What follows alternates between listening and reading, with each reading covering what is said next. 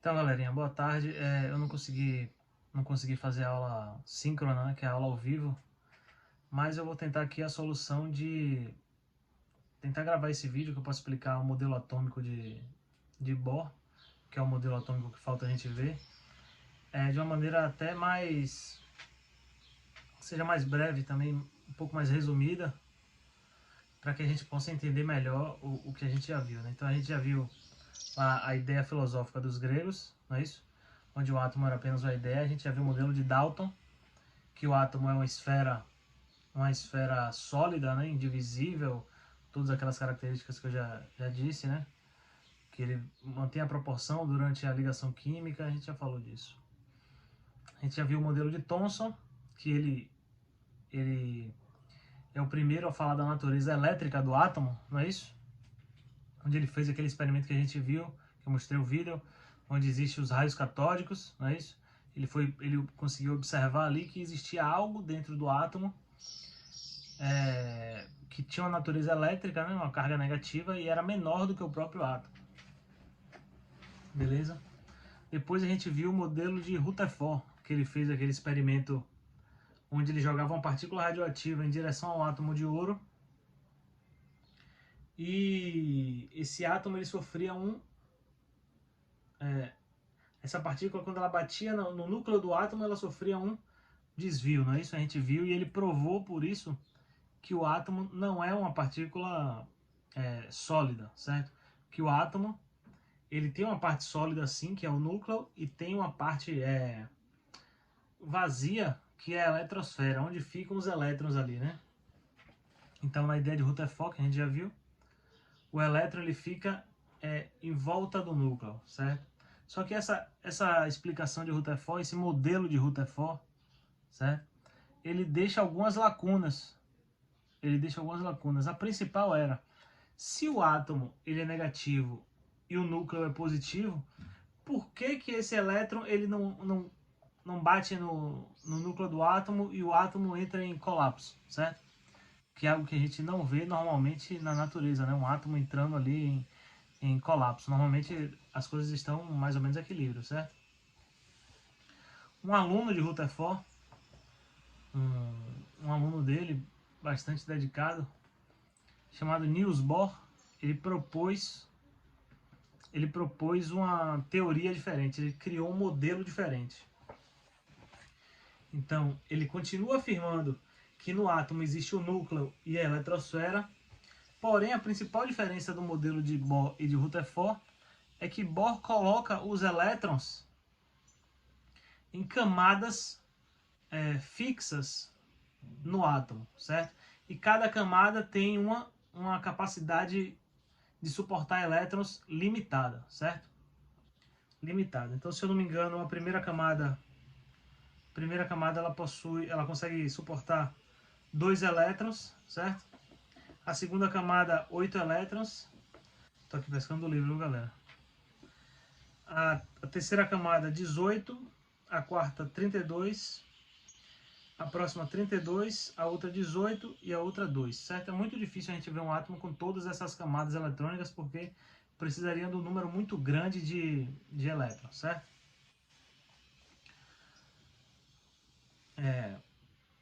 O que essas camadas diferenciam do modelo de Rutherford?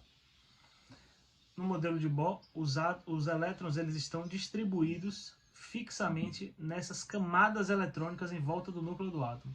Então aqui tem um núcleo do átomo. Diferente do modelo de Rutherford, que os elétrons eles ficariam girando livremente em torno do átomo, no modelo de Bohr, os elétrons eles ficam em camadas fixas, certo? Em camadas fixas.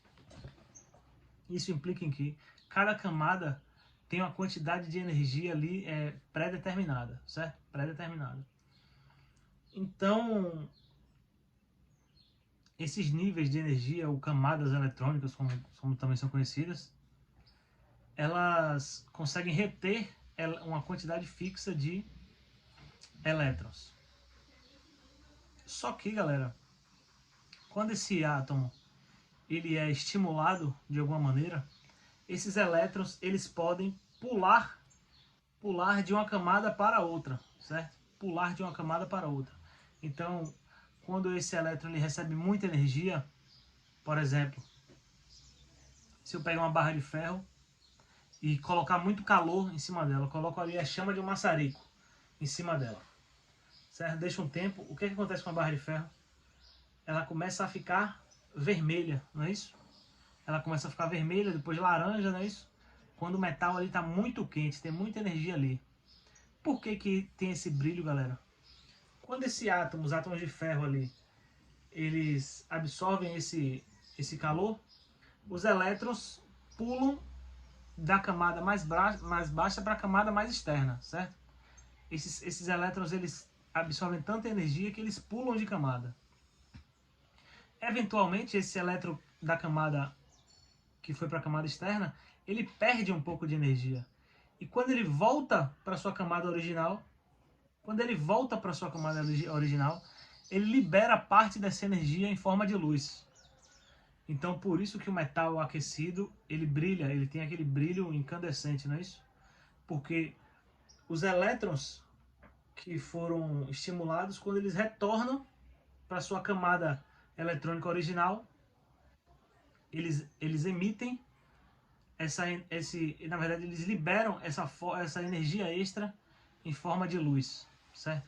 Então essa já é uma explicação de um fenômeno que os físicos daquela época não conseguiam ainda explicar, certo? Todo mundo sabia que o metal, o ferro quente, ele brilhava, só que ninguém conseguia dar uma explicação de como isso, da ação ali das moléculas, né? Explicar de uma maneira molecular do porquê que isso acontecia. Então Bohr trouxe essa explicação, né? Alguns postulados do modelo de Bohr são os seguintes, os mais importantes eu selecionei aqui. O elétron não perde energia enquanto gira em determinada órbita. Então vamos lá, a gente tem um átomo qualquer e aqui a gente tem dois elétrons na sua primeira camada, que é a chamada camada K, certo? O elétron, galera, ele não perde energia quando ele está nessa camada aí, certo? Ele no estado natural dele. Então esse elétron, ele fica ali agarrado nessa camada, certo? Por isso que o átomo não colapsa. Essa também já é uma explicação da falha não, né? Porque é errado assim você dizer que é falha, mas já é uma explicação que atende, já é uma explicação que consegue explicar um fenômeno da natureza que Rutherford não explicava. Então, por que que o átomo não entra em colapso, certo? Porque Rutherford dizia que os elétrons eles giravam ali livremente. Se ele girava livremente e ele tem uma carga negativa e o núcleo é uma carga positiva, por que que não entra em colapso? Por que que não existe atração desse negativo com esse positivo? Então Bohr trouxe essa explicação, que o elétron ele está em uma camada fixa. Se ligou? Ele está em uma camada fixa de energia. Então, para ele sair de uma camada mais externa, ele tem que ganhar uma quantidade muito grande de energia. Então, como eu disse aqui, um calor extremo, né? Ou então uma eletricidade muito alta, não é isso? Uma eletricidade muito alta, uma carga de voltagem muito alta faz com que esse elétron ele consiga saltar de uma camada para outra. Mas, de maneira natural, o elétron ele não colapsa no núcleo do átomo porque ele está em camadas eletrônicas fixas, certo? Ele está em camadas eletrônicas fixas. Em cada órbita, o elétron tem energia específica. Quanto mais próximo do núcleo, menor a energia do elétron em relação ao núcleo. Quanto mais afastado, maior a energia do elétron em relação ao núcleo. Então, se o elétron está mais próximo do núcleo, a energia dele é menor, certo? Se ele está mais afastado, pensa bem, ele consegue se afastar mais dessa atração do núcleo. Então ele é um elétron com mais energia, certo? Ele é um elétron com mais energia. Um pouco lá na frente, quando a gente for falar de reações, a gente vai ver que são os elétrons mais externos, aqueles com mais energia, que conseguem fazer as reações químicas. Mas isso é um pouquinho lá na frente, a gente vai ver, certo? Então a gente já falou aqui que o elétron gira em torno do núcleo, que ele não perde energia, ou seja, ele não cai no núcleo. Eu estou repetindo isso, galera, porque essa é a, tipo assim, é o que a gente precisa realmente entender desse modelo em relação aos outros. O que é que ele tem de de diferente, certo? É bom sempre a gente pegar nos aspectos que são diferentes em cada modelo, certo? Então eu já falei aqui, mas eu vou ler de uma maneira assim para a galera ter mais assim gravado, né? O elétron pode saltar de uma camada para outra, como eu disse aqui, né? Para que ele passe de uma órbita mais próxima para uma mais afastada do núcleo, é necessário fornecer energia ao átomo, certo? Então eu disse o quê? Que para esse elétron ele saltar de uma camada mais interna para uma externa, ele tem que ter uma fonte de energia muito grande ali, certo? Inversamente, quando o elétron passa de uma órbita mais afastada para uma mais próxima do núcleo, ocorre a liberação de energia. Então foi justamente isso que eu disse. A energia normalmente em forma de luz, certo? Normalmente em forma de luz. Uma coisa interessante a falar desse assunto, galera, é que existem fogos artifícios de diferentes cores, não é isso? Diferentes cores. A gente tem aquelas explosões amarelas, explosões brancas, vermelhas, verdes, certo? O que explica essas diferentes cores é justamente o diferente, as diferentes substâncias que estão ali junto com aquela carga de pólvora. Beleza? Então, por exemplo, se eu pegar um sulfeto de cobre, um sal de cobre, eu coloco ali um sal de cobre junto com aquela, misturado com aquela pólvora. Beleza? Coloco no foguete, lanço para cima e explodo. Certo? O que é que vai acontecer? Quando a pólvora explodir, ela vai liberar uma grande quantidade de energia, certo? Os elétrons do cobre, eles vão saltar de uma camada para outra.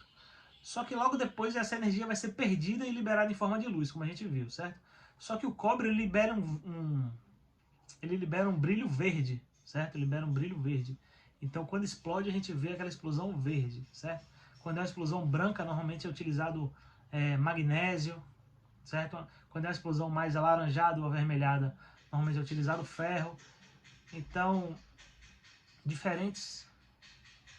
os elementos químicos diferentes, eles produzem brilho de uma forma diferente, né? Essas reações químicas, na verdade não é uma reação química, né? Mas essas transições de elétron, elas brilham em uma escala diferente, né? Então cada átomo ali vai produzir um brilho específico, certo? Cada tipo de átomo associado a essa energia que no caso é fornecido pela pólvora. Tranquilidade? Para essa aula de hoje, galera, eu vou terminar aqui no modelo atômico de Bohr, certo? E na aula de amanhã, na próxima aula, eu vou explicar eu vou falar dos outros componentes do átomo, né? Eu vou entrar um pouco mais nessa parte de componentes do átomo. Vou falar um pouco do próton, do nêutron, da massa do elétron. Vamos começar a entrar nesses assuntos para a gente partir logo em seguida para o básico de tabela periódica e depois reações químicas, certo?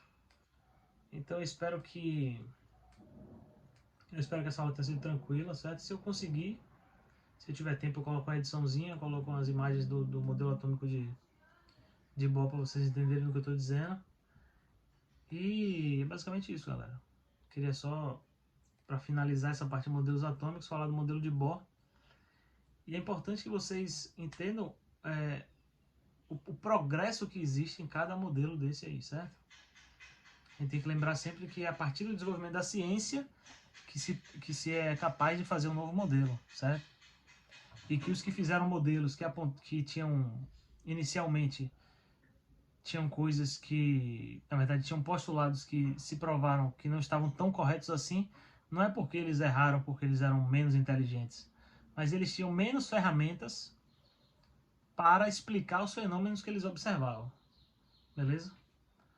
Então por hoje olha só, 14 minutinhos aí, eu não posso prometer, mas eu vou tentar fazer uma ediçãozinha para todo mundo conseguir visualizar mais ou menos o que eu estou dizendo.